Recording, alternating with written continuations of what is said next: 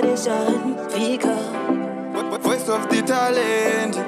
It's T. Emboterera mudiwa wangu sanchira. Rudo rwangu newe rwakafumbira.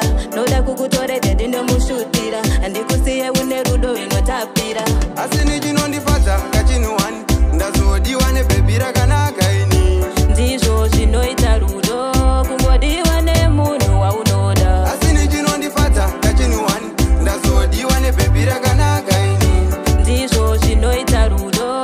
Kungodiwa nemunhu waunoda. Mufunge ndiye wandinoda. Mufunge ndiye wandinoda.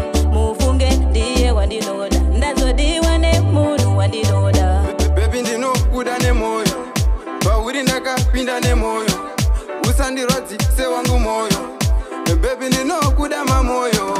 Asini chinondifadza kachinuwani. Ndazodiwa nebaby rakanaka ini. Ndizvo zvinoita rudo.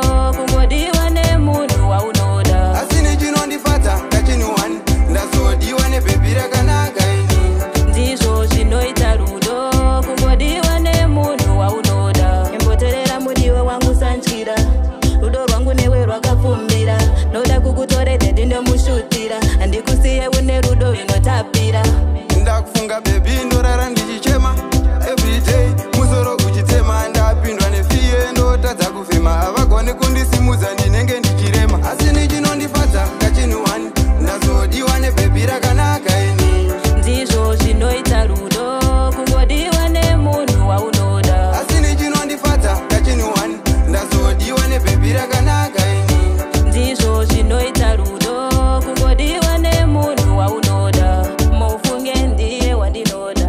Mufunge ndiye wandinoda. Mufunge ndiye wandinoda. Ndazodiwa nemunhu wandinoda. Baby ndinokuda nemoyo. Pauri ndakapinda nemoyo. Usandirodzi sewangu moyo. Baby ndinokuda mamoyo. Asini chinondifadza